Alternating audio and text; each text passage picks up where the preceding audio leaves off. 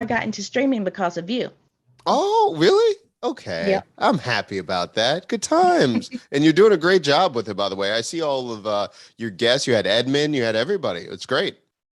Yeah. Edmund was a really good guest. And I Yeah, it's that found him from voice. your conference, BuildCon. Cool. Cool, cool, cool. I'm happy about that. Yeah, Edmund's great. Edmund's great. Oh, I can't hear you anymore.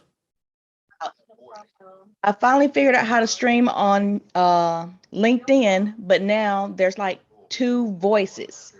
Did can you mute theirs? How does that work usually for LinkedIn? Yes, that did it. Okay, I'm glad cool. you're good at streaming. You know, the thing is, listen to this. You know, LinkedIn still denies me yet. Still, I've applied Wow. so many times, and LinkedIn's like, nah. So I have a strategy I'm gonna try to get so I can start streaming, but I'm a little bit bitter about that. A little bit bitter.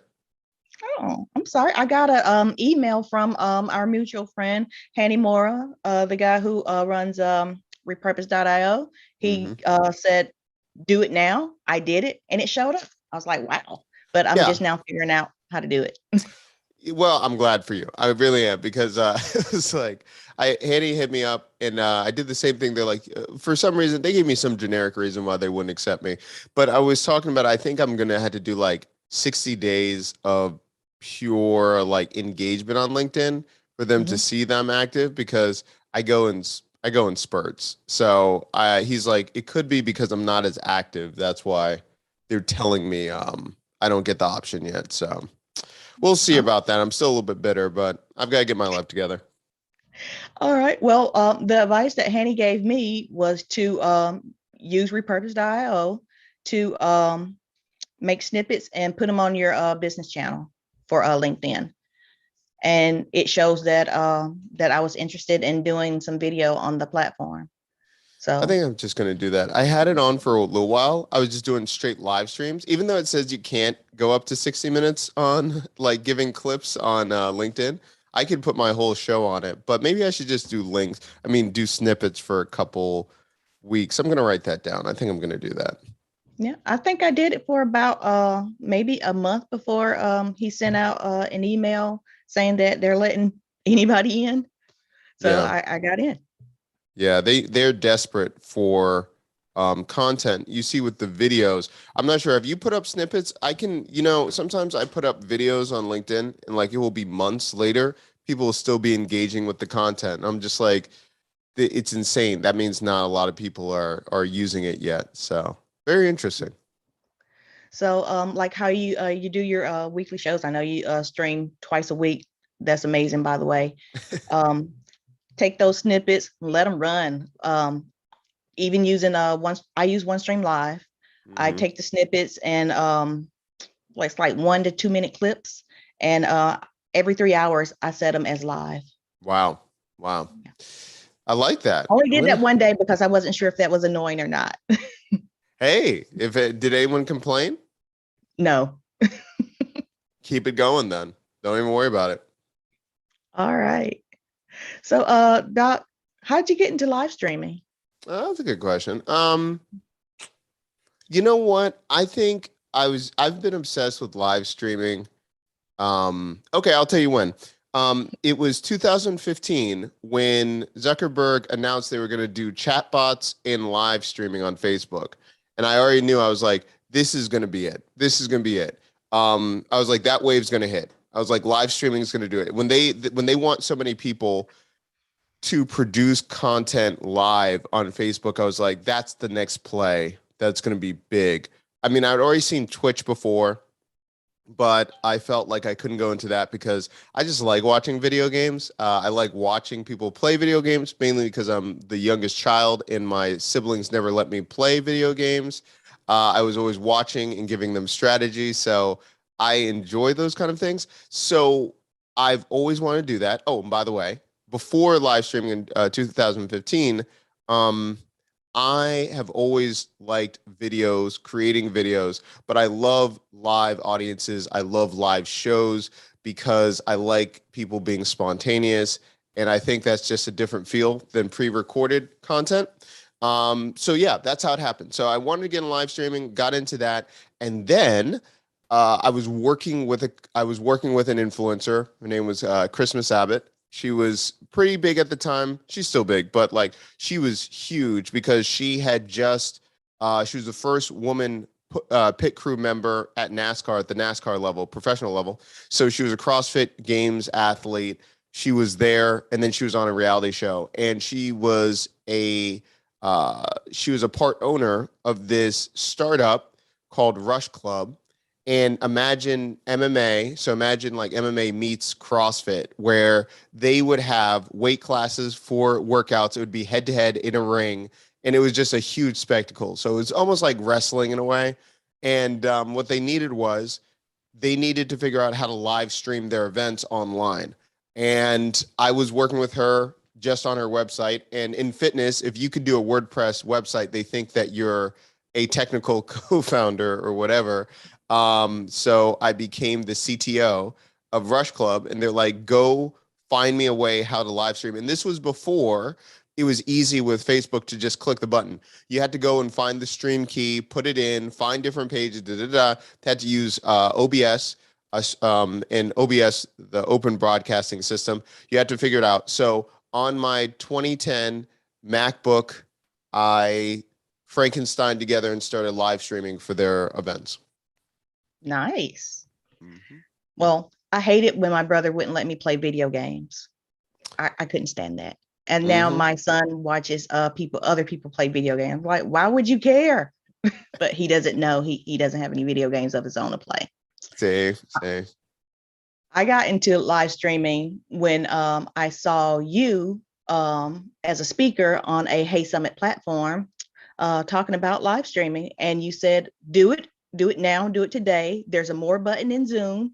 Go to YouTube or Facebook and do it today. And you said it wasn't as bad as we make it out to be, and it wasn't. So I did it. Thank you. No problem.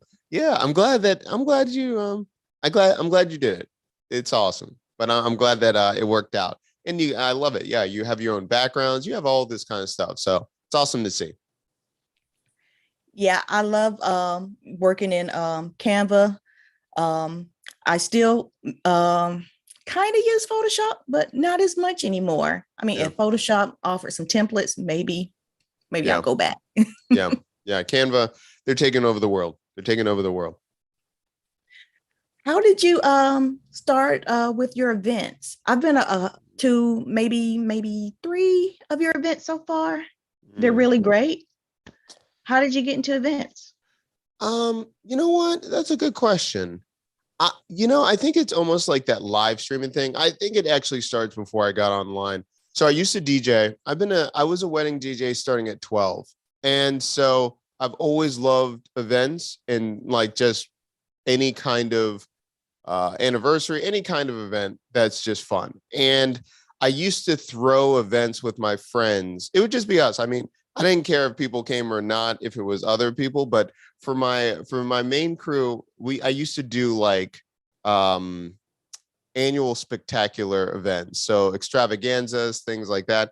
And then when I ran a gym, I would have giant annual events, but like weird events. So even though it was a CrossFit event, like we had a 5-on-5 dodgeball tournament. We had something called mass wrestling, which is a Russian sport.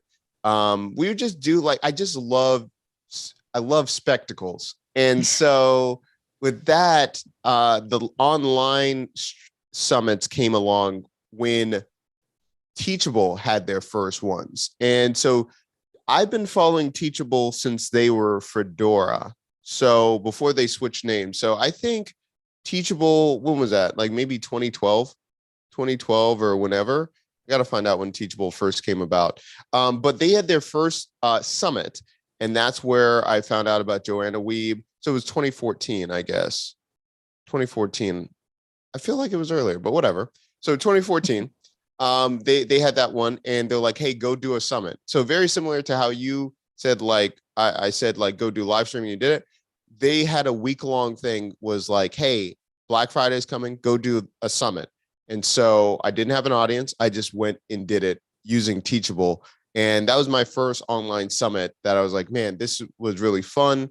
And then every year past that, starting in fitness, I would do some kind of fitness summit. I would do something online. And then when I transitioned to do things more with tech, then I was experimenting. It was originally like StreamCon, and that was on, shout out to Hopin, AppSumo alumni. And then I switched over because Build With Me actually took off. I didn't think it was going to be something that was going to be sustainable. I thought it was going to be a short run. In my mind, I thought Build With Me was going to be 40 days and that was it. And then that's how BuildCon came about. And yeah, that's how I kept going. Wow. Build With Me was one of my favorite events.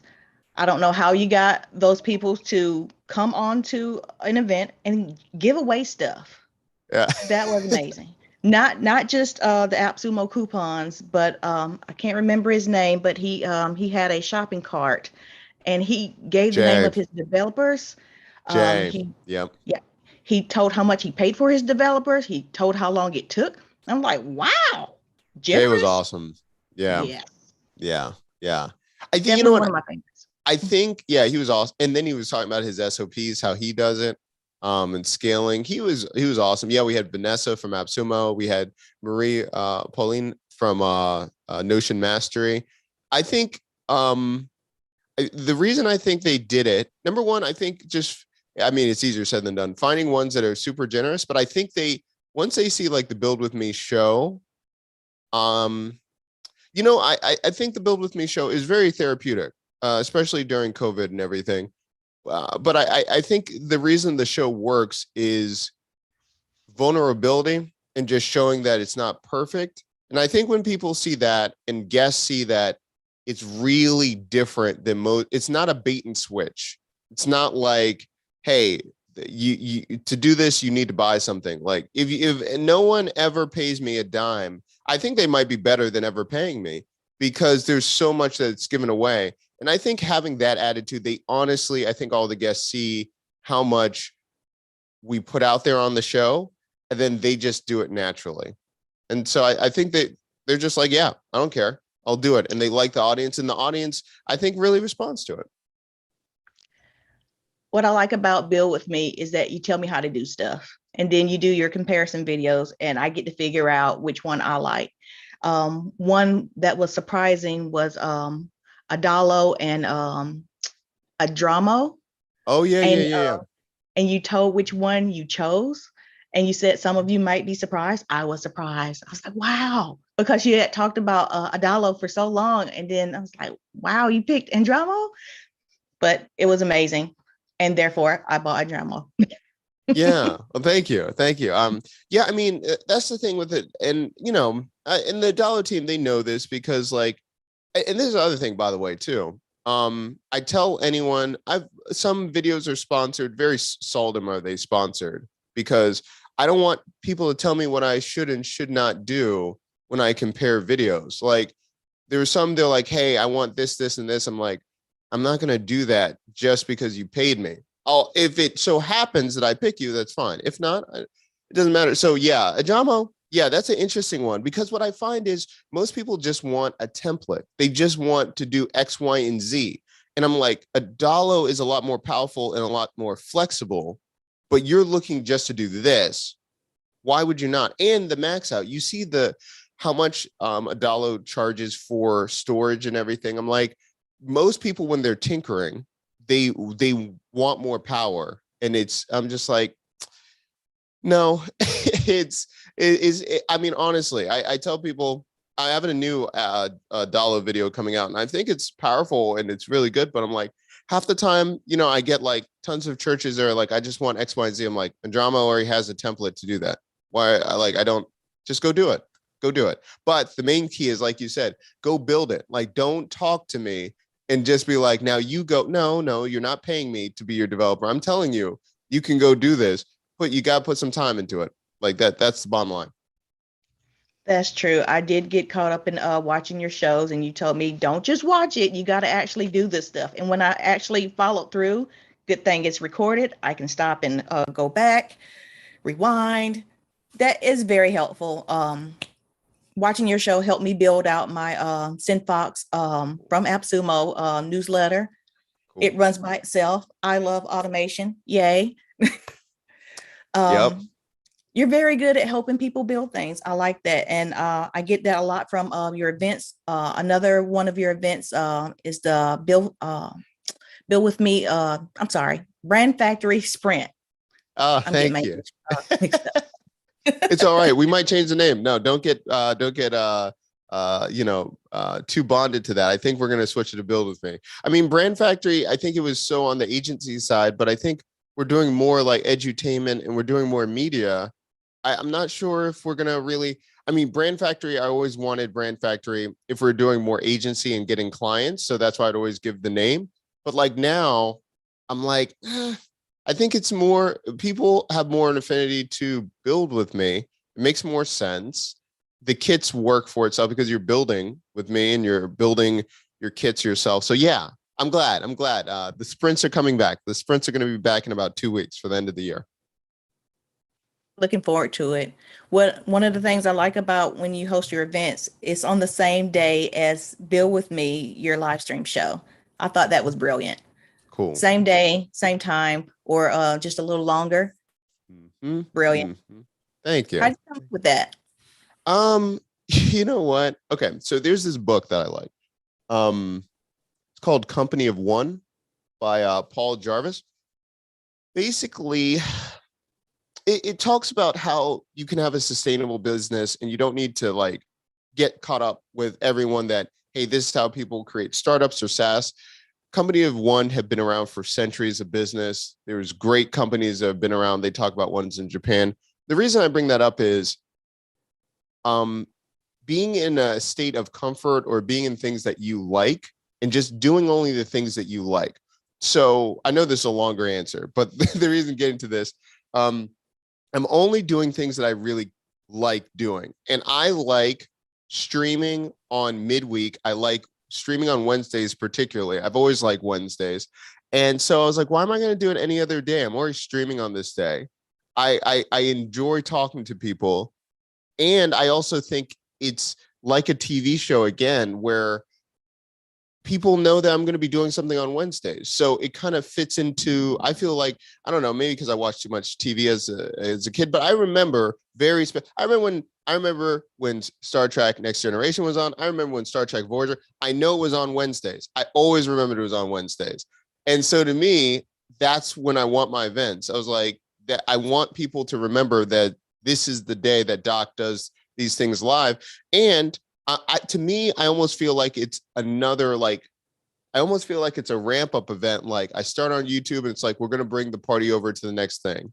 And so I don't know, maybe I think about it too much as like leads or too much like a show, but like, that's how I pick the day. And it leads right into it. So BuildCon was free. It was amazing. And I'm thinking, I should have paid for this. Why didn't I pay for that? Yeah. Yeah. I mean, the reason, okay, so I might have told you this, but I want all my free stuff better than everyone's paid stuff. And so that's why it's totally free. I want it to be like, you know, they can sign up to the newsletter. It ends up, I don't even that list. If I have the list on BuildCon, but I don't really talk to them unless I'm doing like tentpole events, but I want it to be so good. Exactly like your expression. That's what I want it to be. And that's what I'm like, that's what we're trying to hit every single time, every single event. When I heard Edmund speak, I was like, wow, this guy is profound. I need to have him on my show. And then you had him on your show and he talked about totally different things besides community management. And he was still profound. I was like, wow. It's just Edmund. It's just Edmund. Everything about him. It's the voice. It's everything that it does. And that's why I think, to me, I like to find people that a lot of people forget about, or they're not on the speaking circuit, or there's just really good people. I'll tell you who. And listen, don't try to get this person because I can't even get this person. Erica, don't get this person. Don't try to hit this person. No, it's if you know Sako, you've seen Sako on the show a couple times. He's a really great creator. He came out with a really interesting, innovative product called Restep. He's one of the best web flow experts, but his girlfriend is a killer. She's a silent killer. She doesn't talk a lot on Twitter. She didn't really want to do an interview. She let me talk off air, and I took tons of notes. She is probably one of the best I've ever seen. Really good. And she doesn't like doing interviews. She hates doing these things. I'm trying to convince her. I'm like, she's probably one of the best. So I have an upcoming episode talking about how to get manufacturing from China, like building things. So like the idea was, you've probably seen the first 40 episodes of Build With Me. I was always saying I was trying to get a sponsorship from Red Bull. Cool. And I was always trying, I was like, if anyone knows anyone, all this stuff. And so the concept came with like, hey, what if I try to make my own energy drink? And I was like, I think that would be cool to see it. And I asked her this, and I was like, hey, manufacturing, Sako, introduce me. Could you tell me about it? And she just straight point blank, she's like, yeah, I just don't think you should do that for the show. I was like, like I wanted to do this. And she's like, listen, she's like, I love your mic. I love everything you're about live streaming. She's like, why wouldn't you do a show about manufacturing your own equipment, like your own mic, and selling it that way and documenting that? And I was like, I haven't really thought about that. And I was like, she's like, all of the manufacturers are in China that do your Shure mic, all this stuff. You need to do that. And I was like, I was like, I don't know anyone. So she speaks fluent, both. She grew up in the States and then she went back to China. She knows all the manufacturing. I have a whole episode coming out. The idea of what you need to do to be friends with ones that have an in for manufacturing in China. But anyway, the point is, it just people like that. There are so many people in the background, that Jay from Cart Fuel. There's ones that I'm like, man, people need to hear you speak. Vanessa, who's in charge of like customer success at AppSumo. Vanessa, I'm trying to always get her on the show. She's awesome. I love everyone at AppSumo, but Vanessa, like, she loves SOPs possibly more than how much I love SOPs. And I'm like, oh, she's brilliant. So yeah, that's what we try to do. That's exactly how I feel about your wife, Sabrina. I think she's amazing, and she's very generous with her knowledge, her time, and she shares. And it's like no problem for her to help me. That's what I like about her. Mm-hmm. So, yeah. and her workbooks are amazing. Yeah. She's, oh man. Yeah. Just wait until you see the new Sprint. I think you'll like it. Last year was amazing. I really wish it was every 3 months. Please consider doing that every 3 months. It could be group coaching or a mastermind, but meet up every 3 months just to make sure everyone's on track and go back over everything. You don't really have to change your training or your teaching. Just make sure everybody's doing what they're supposed to be doing. Just it's a reminder. I might. I actually, yeah. It depends on how well this sprint goes, but I'm considering it. I really like that. I'm glad that you liked it, but yeah, that might happen. To be continued. I met Nyota Gordon on your show. She's amazing. I feel like she's brilliant, and she tells me that brilliance attracts brilliance, and I think that's what you do when you find speakers for your show. Oh, thank you. Yeah, Nyota is. Oh my goodness, she's awesome. Doing great things. And she has a TED Talk. If anyone needs to see it, it's somewhere. I'm not sure if we can link it somewhere, but Nyota, yeah, she's a TED Talk speaker. Great energy. She has great energy. I love her. I've had her on the show. I've seen her TED Talk. It's amazing. So yeah. So your next event's coming up 2 weeks. It's going to be the sprint, and you're going to think about having it every 3 months. Will there be another BuildCon? Yes, there will be. So I think we talked about this. Okay. Yes, there's going to be another BuildCon. That's going to be our annual event. So the annual event will be BuildCon 2022. The sprints might be the tentpole quarterly events that we might have. So if basically we have this course called Idea to Online Business, and it's the Brand Factory OS. It's how I built my agency, how I build all of my companies that I work with or consult with. It's 3 levels, 9 steps. And one of the steps is creating a content schedule, and that is creating an annual event. I think everyone needs to have an annual event with their brand. And yeah, so we're going to do BuildCon, and yeah, so that's coming back probably in this, probably May. I think April or May is our thing, because we don't like competing with the other ones that are either in the summer. And I think it's a great jumping off point, because I think a lot of people don't do Q3 right. And so BuildCon allows, if you're going to be serious or not, kind of be inspired, or to focus on, okay, I got to get ready for Q3 and just crush it there. You had once told me that everyone needs a signature event, and I'm slow, but I finally think I understand what you were trying to tell me. So I think I want to have my signature event in October, and it's going to be about getting ready for the year ahead. And I came to this conclusion after the sprint. Um, I would like to have you talk about the sprint during October. So Cool. yeah, yeah. I mean, the sprint is so amazing that you could hook up with other coaches and just do your same talk, because everybody needs to hear it. Oh, I And did not know you people will like the get sprint that benefits much. from this. I was going to reinvent the whole sprint. Okay, I'm adding one section to it, but okay. Yeah, it will be the same as last year, pretty much. Okay. I mean, I Um, printed mine out. I have it written out. So yeah. When I tell you okay. that Sabrina did a nice job with the layout, or did you do this? Oh, so I did the concept, and then I was like, Sabrina, I need you to do it. And Sabrina she just has the eye for it. As you can tell, like, let me see about this. Let me see if I can get her to, she might be, I don't know what she's doing. It's early, so I don't think she's even awake. I gotta find her Notion page. I gotta find this Notion page. Like I'm gonna keep talking. I'm gonna find it, but like it shows you, like, you've seen like docs. I'm gonna show you like mine versus she just has the eye for it. She just has the eye for it. And I do not. Like, I don't even try to pretend. I don't even try to pretend. I was like, it's functional. It's what I like.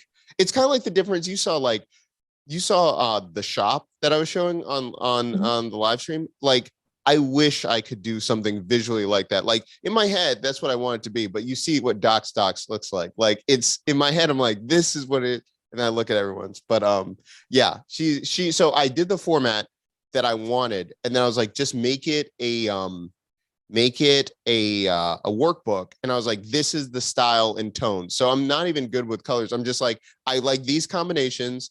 I like this kind of font style. Go do it. And then she just does the rest. I knew it was her because of the color she used. Yeah. I say, like, and we get in so many arguments because I'm like, I think this is the color. She's like, you're not even looking at the right color. I'm like, and we were talking about men and women, just like how different colors can be perceived. And I was like, I think it's this. And she's like, you're missing all of the hues. And I'm like, just whatever, like, go that way. But yeah, I can't take credit. She does all that. Yeah. It's good to have a partner like that. And Mm-hmm. that happens to be your wife. So it's convenient. Yes, it is. It is. And the thing is, I tell so, and I mean, I'm honest. I tell people, and they're like, why did you switch from an agency? There's a couple things. I like consulting a lot better than an agency, but I also tell people, I think it's important for you to be a freelancer and to work with clients than just being a consultant or running a business. And then you run the business and now you're consulting someone else to do it. You've got to be in all levels, or at least have attempted or learned those trades before consulting and just say, like, go do this. I'm really passionate that you have to learn and go through it.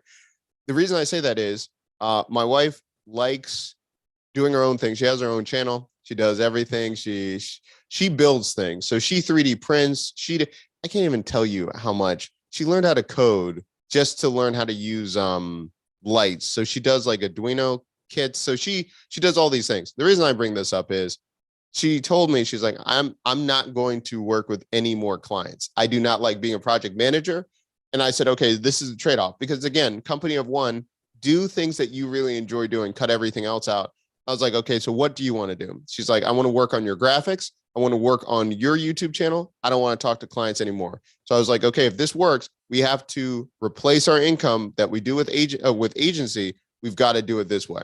And so that was the deal. I was like, you can do whatever you want. You can build your own thing. But I was like, I need you to help me do this. And so that was a trade-off. So I was like, we've got to double down on all this stuff if we're not going to do agency. And that's what happened. Did that decision take very long? Was that a long conversation? Not really. I'll tell you what. No. Maybe it's my personality, or I don't know. Basically, like, so she was working at a different job before she even joined the agency, and I was like, why are you working this job if they're not going to pay you what you want? And like, what's the point? But I was like, we're gonna have to work. Like, we're gonna have to do something. So I was like, okay, join the agency. And as fast as that happened, she joined the agency 2 days later after leaving the job. It happened the same amount of time with YouTube. It happened September 2021, so last year. And I was like, listen, I'm serious about YouTube. I think it's a chance. I was like, I tried to be on YouTube for 4 years, but I was haphazard about it. But during the pandemic, I was like, I think we have a shot to make this a really good thing, but I need you to focus on that. So yeah, I was like, if you're serious, we've got to do it. And also too, I was like, I want to retire you from this job. So you've got to make all the SOPs. So if you decide to shift, which is fine, I want this to be running where people can't even tell what you've done and what other people do. And yeah, that's how it happened. So no, I think we just make quick decisions like that. I'm not sure if that's a good thing, but I'm like, get to work. We just got to get to work. Like, I don't think about it a long time. I don't know. I like that you guys make quick decisions. I wish I could. I feel like I'm dragging my feet, just standing around being a lollygagger. Like, No, but I everyone's started out. different. I'm sorry, go ahead. No. Go ahead. Keep talking. I started out just live streaming on Facebook, and nobody wanted to hang out with me on Facebook. And my husband's like, I've told you to use YouTube, set up a YouTube channel. I finally did. I got more people to hang out with me. Yay. Yep. And I find like YouTube works on so many levels because it's search. People will find you like when they want you to. So even if the live stream, you don't get people going live, if it's a topic or it's a guest, people will go and watch it when they're ready. And that's why YouTube, it just keeps working. It keeps working for sure. You know what? I'm using OneStream Live, and they have a unified chat. And Lee is on here. Lee Launches, the maker of mylaunchdash.com. He's I here love hanging out them. with us. So let's tell him, hey. Hey, what's going on, Lee? You're always out here. What are you building today? Okay, I've got to show you this thing real quick. I got to show you this. Let's see. So I have it right here. I'm going to share my screen. I think this is good enough. I'm going to show you the difference between Sabrina and my, like, oh, can I share? Yeah, you should be able to. Let's see. Okay, good times. Okay. All right. So this is what I was talking about before. This is like my brand factory OS. And then so it's all the levels, all of these things, right? And so it's 3 levels. It's exactly what you're doing with your business. And in Doc Stocks, which I think looks great, it's the best of my capabilities. And is honestly just a running scroll of anything that I'm researching at the moment. So Sabrina, this is what her Notion page looks like. And you can just tell the difference. And so she has animation, she has her weather, she has her calendar, she has her pages, her SOPs, her music on YouTube, her daily tasks, everything. Nice. Progress, school. And so it just shows you she can look at something and just do it. And I'm like, no. So no. And by the way, before she said she used to hate Notion. In fact, I had to drag her into Notion because she wanted to stay on Google Sheets. And I was like, no, you have to go over here. That was another deal. So we have certain things that are requirements and other things. But I was like, we're running the whole business on Notion and Slack. And she came over. Lee says that he loves docs. Ah, good times. Thank you so much, Lee. You know, my favorite Notion doc of yours is the YouTube Mastermind. And I do think that could be sold. It could be like an AppSumo deal. But yeah, You really that's think it was one of my good? favorites. Yes. Wow. Okay. You know why? Because I can use it. It tells me what to do. I can follow through. It's a nice pairing with the YouTube Mastermind. So I've gone back and watched those videos. And I'm like, oh, I fell off here, and I need to do this. So Man. it's nice that it's there. Okay, so this is this okay. This is just something I'll stop. Tell me to stop talking when we have to conclude. But this is the thing. That's actually funny that you mentioned it. So out of all the different ones, I like the sprints quarterly. If I was gonna do a monthly or weekly like group, I think it would be around YouTube and content. And the reason behind it is I think it's different than business because I think people get wrapped up in the tactics of what they think businesses need to be. Like they always think that they need to do funnels. But the reality is when you do great content, and I know it's so like cliche, but it really jumps over everything else. If you have great content in whatever you're doing, you will be the king or queen of that content, and people will always remember you. And so I think it allows you to have business opportunities and the right business opportunities because your content is so good. So if I was going to do it, I don't know yet. We might bring at least back monthly. The problem is too, and I was telling this to Max with 100 Days of No Code. People try to sleep like they don't, people don't want content like I want content. You know what I'm saying? Like I keep telling people like, the group, except you, Erica, like, of course you're coming all the time to all the groups, but I always try to say like, it, you've got to do it. Like, there's no point of showing up to the content group if you're not doing content. Like, you know what I'm saying? Like, people are like, oh, what am I going to do? Like, oh, I've got to start next week. Well, why are you in this group? Like, and people are like, well, when are you bringing it back? I'm like, honestly, to tell you the truth, like, it might be my personality. I can do this group by myself. Well, in my head, you know what I'm saying? Like, there's some people that need motivation. I have such a chip on the shoulder. I can on cue. I was watching like The Last Dance about Michael Jordan. Like I have so many cues when I can call up when people doubt me. That's all I need to do a video because I can on command remember when someone's like, you can't do that or you can't do that, and I'll use that energy to knock out 5 videos in a row and record them, and then I'll just go through the YouTube formula myself, but I might bring it back. I might bring it back either monthly or weekly. If there's a group, if there's really a group that wants to do it, I might. That's something. I'll get off my soapbox. If anybody is out there besides me and Lee who loves Doc's masterminds, please join the YouTube mastermind because it was amazing. I miss it, and I was glad that I was even invited. Oh, Yeah. okay. With hearing that, I'm like, okay, maybe I should. But thank I'm you. not saying don't do your other stuff. I'm not saying pick one and roll with it. I'm saying do one at a time. Do Yeah. the sprint every 3 months. Do the mastermind once a month. Something like that. You know, make it a package. Tell me that if I give you what $2,000, I can join the sprint. I can join the mastermind. I can hang out with the BuildCon people. Like package your stuff together. You were talking about bundles just the other day. I know I was. All right, okay, we're gonna be talking about this offline. I need you to help me with this. I'm serious. If that's something that you would like, I might do that. I might do that because I'll tell you, even the monthly one. I'm not sure if you ever heard of it. Her name's Cody Sanchez from Cashfloatian. No, contrarian thinking, but it's like cash flow.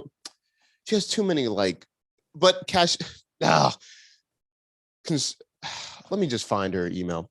Like, it's all tongue twisters. But I was in the group. The reason I bring that up, I'm glad that you brought that up too.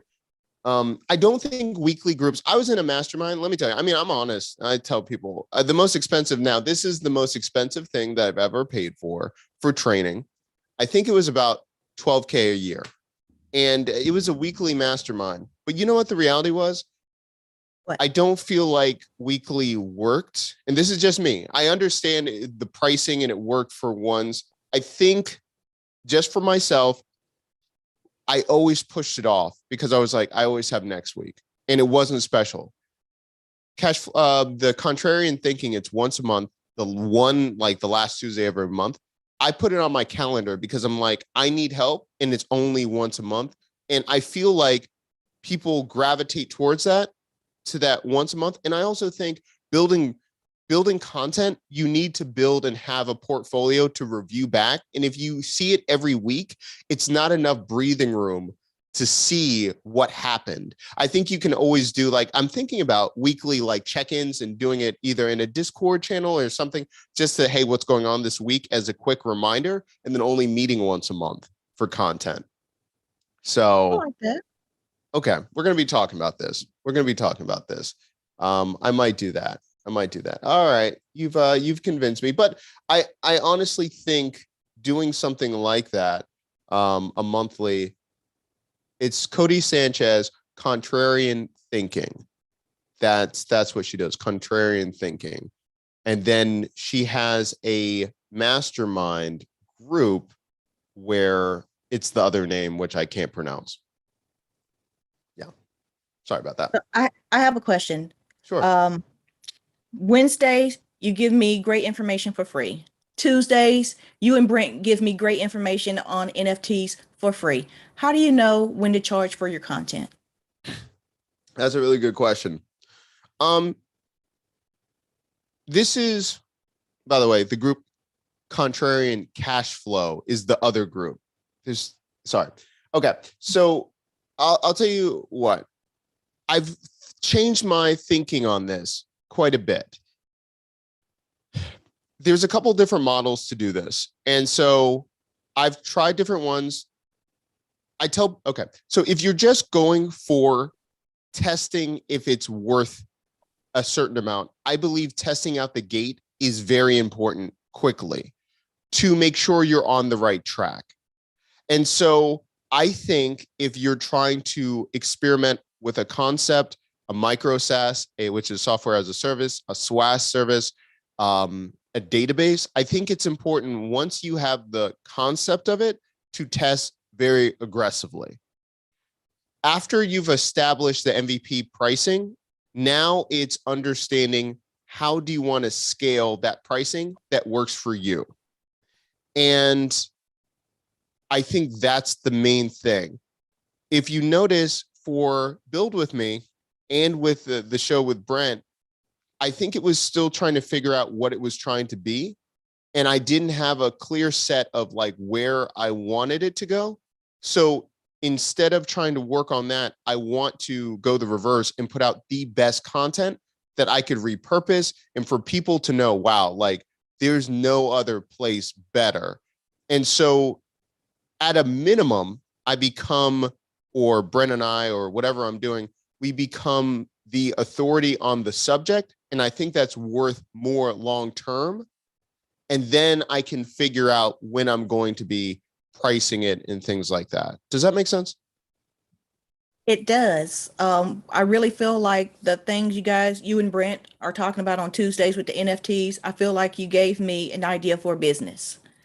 Like when Brent was talking about going to the West in the early days for land and oil and gold and all of that, and people who made tents made blue jeans, and Rockefeller refining the oil, and you want to be where you can teach the people how to refine the oil and have like some kind of income coming from that.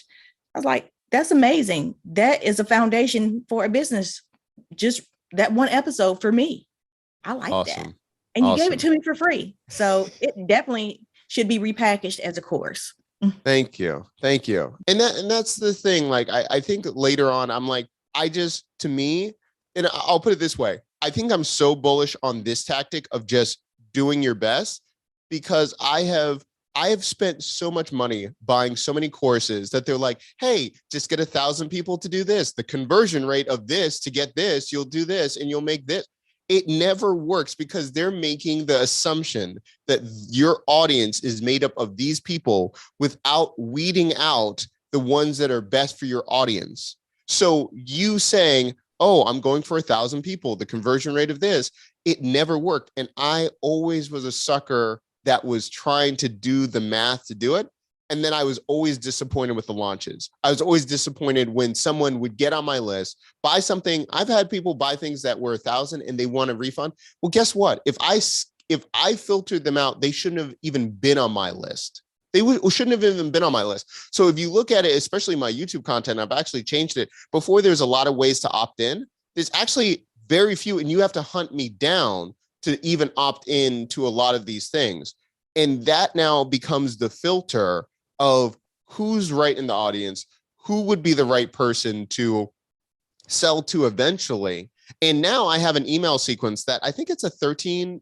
We're going to eventually make it a 26 part email sequence. But anyone that's there, it's majority, I would say 98% of the entire sequence is all free. It's all stuff from different past episodes, past builds, people that we like, checking out Max with 100 Days of No Code, more free stuff. And then if they make it through the list, when I'm ready to sell, either they're my audience or not. And they're going to unsubscribe when I start selling, or they've been through 26 emails. And our open rate in the sequence is something like, I think it's 36%, 5% click rate. But that has done all of the heavy lifting. And then I want to sell, and I don't want to apologize for any of my pricing. Like, that's the whole thing. I'm not going to apologize for any of my pricing. If it's going to be a certain amount, or if I want it to be free, like I'm not going to go for just, I've got to go for a cheaper thing. And that's the other thing. I mean, I had to go through this. I love Sumolings, but the problem is most Sumolings always try to talk me down on price. So I wanted a library of free. If anyone, now it's changed. I don't even have a conversation of like, what is this going to be on? Nope. Now the Doc Stocks, the reason I'll say that, the reason why it was discounted, Doc Stocks is fundamentally different than any of the other products. Because if ones that want just straight resources, you're going to go to Doc Stocks, and it's a price that, like, I don't hold anything back. It's not like it's my notes from me learning all of those things. I'm not segmenting and being like, oh, it's only the first 2 steps and then you got to go into a paid course. It's all in my notes, but you can't talk back and forth to me because you're just getting my stuff. You're not, the sprint is totally different. And then that once a year, the BuildCon, that's free too. So even if you don't want to pay for any of my stuff, 98% of it is going to be free. So that's how it goes. I'm dyslexic. I have a hard time learning by reading. I can follow through with the directions you write. I like that. Cool. Oh, wow. Thank you. Well, that means a lot to me. Like I think we've talked about it before. I'm severely dyslexic, and a lot of things just don't make sense to me. And so that's why I use a lot of pictures. I had to do a lot of just smaller phrases because it drives me up a wall. Like, it drives me up a wall when people do it. So I'm glad that's useful. Yes. Well, Doc, I know that you have other things to do today, and I do appreciate you sharing your time, energy, and knowledge with us. Cool. I'm looking forward to seeing you on Tuesday and Wednesday and for the upcoming sprint. Cool. But I put in the description your YouTube channel. Would you tell everybody else how they can find you online? Yeah, awesome. So thank you so much. You can go to youtube.com/Doc Williams. Can't believe that it was open. So you can go there and find that. You can also go to brandfactoryinc.com. That's where we do mainly consulting work for startups or ones that are indie creators that are trying to scale their business. We have consulting programs for that. And so you can find me at those 2 places. I mainly hang out only on YouTube. Also, you can find me on Twitter _Doc Williams, DOC Williams. But I will tell you now, I now put a restriction on my social media. I can only be on social media 10 minutes a day, and then it shuts off on my computer. So I'll be there once in a while and I'll try to answer back. But YouTube, if you put in a comment, if you talk to me on any community post, I will write you back. All right. Appreciate it, Doc. No Thank problem.